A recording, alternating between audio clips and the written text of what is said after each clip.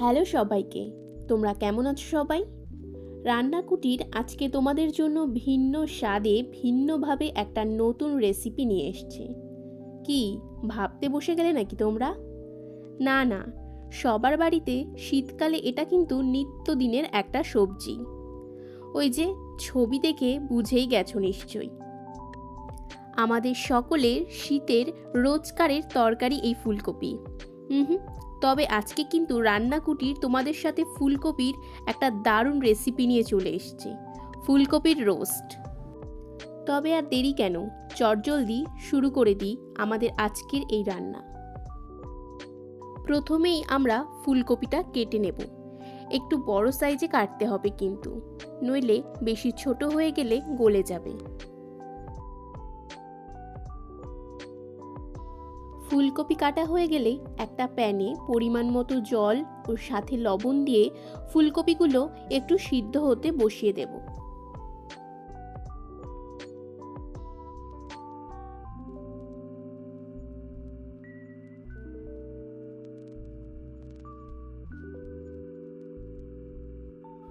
এদিকে বড় সাইজের দুটো পেঁয়াজ কুচি করে রেখেছি, সাথে কাঁচা লঙ্কা, আদা, রসুন ও টমেটো নিয়ে নেব।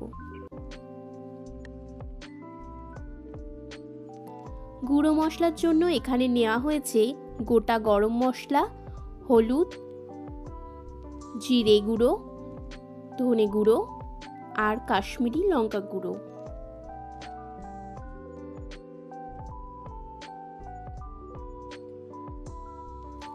ফুলকপি হালকা সিদ্ধ হয়ে গেছে, এবার এটাকে আলাদা করে জল ঝরিয়ে নেব।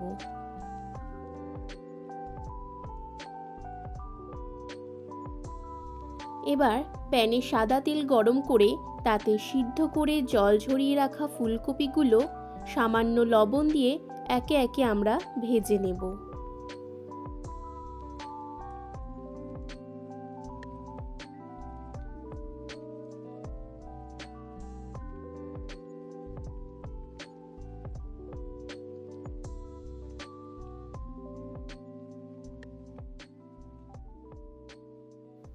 তোমরা দেখতেই পাচ্ছ হালকা হাতে ফুলকপিগুলো লাল লাল করে ভেজে নেওয়া হয়েছে।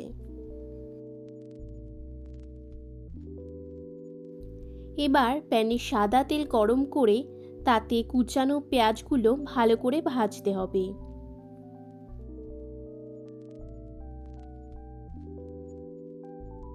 তোমরা দেখে বুঝতেই পারছো পেঁয়াজটা ঠিক কতটা ভাজতে হবে। এবার আসল মশলা তৈরির জন্য আমরা নিয়ে নেব পোস্ত, চারমগজ, কিশমিশ আর কাজু বাদাম।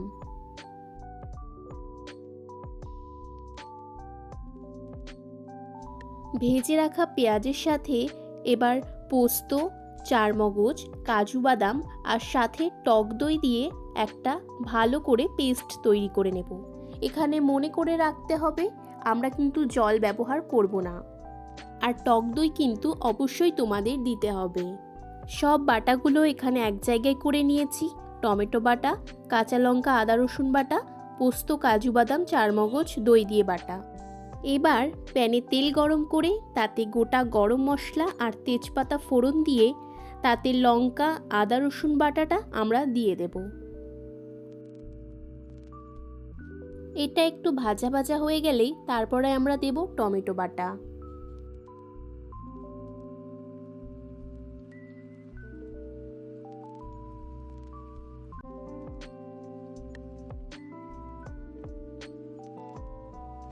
মশলাটা আমরা ঢাকা দিয়ে কিছুক্ষণের জন্য হতে দেব।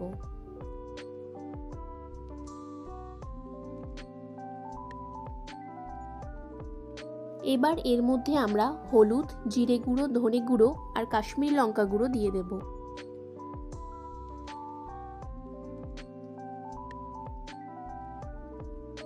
মশলাটা কষাতে কষাতে তার মধ্যে আমরা টক দই, কাজু বাদাম, পোস্ত, চারমগজ বাটাটা দিয়ে দেব। রোজ রোজ ফুলকপির একই রকম তরকারি খাওয়ার থেকে একদিন কিন্তু এরকম সুন্দর একটা রেসিপি বাড়িতে তোমরা করতেই পারো।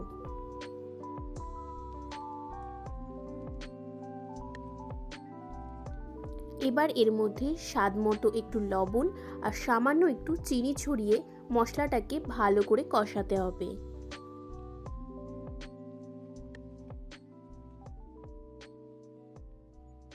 দেখতেই পাচ্ছ মশলা সাইড দিয়ে তেল ছাড়তে শুরু করে দিয়েছে।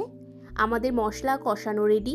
এবার আমরা এর মধ্যে ফুলকপি ভাজাগুলো দিয়ে দেব।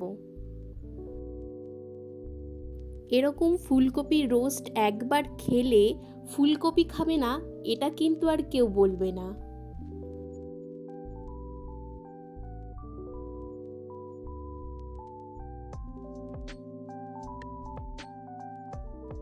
ফুলকপির সাথে মশলাটা ভালোভাবে মেশানো হয়ে গেলে তাতে সামান্য পরিমাণে জল দিয়ে একটু ফুটতে দিতে হবে।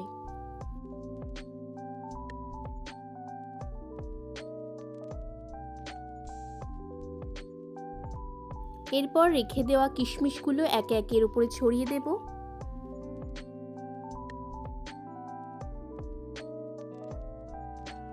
আমাদের ফুলকপির রোস্ট প্রায় তৈরি।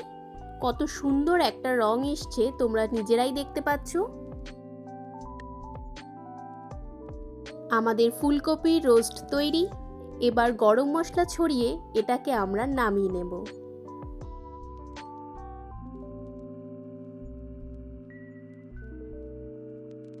এরকম নতুন নতুন ভিডিও পাওয়ার জন্য সবাই আমাদের পাশে থেকো। আর বাড়িতে একদিন রান্না করে অবশ্যই কিন্তু জানিও যে ফুলকপির রোস্ট তোমাদের খেতে কেমন লেগেছে। যারা যারা আমার চ্যানেলটাকে এখনও সাবস্ক্রাইব করোনি, আমার চ্যানেলে যারা নতুন আছো তারা কিন্তু অবশ্যই চ্যানেলটিকে সাবস্ক্রাইব করে দেবে। ভিডিওটা তোমাদের ভালো লাগলে একটা লাইক করো। আর এরকম সুন্দর সুন্দর ভিডিও সবার সাথে শেয়ার করতে কিন্তু একদম ভুলো না। আজকে ফুলকপির রোস্ট নিয়ে ভিডিওটা এখানেই শেষ করলাম।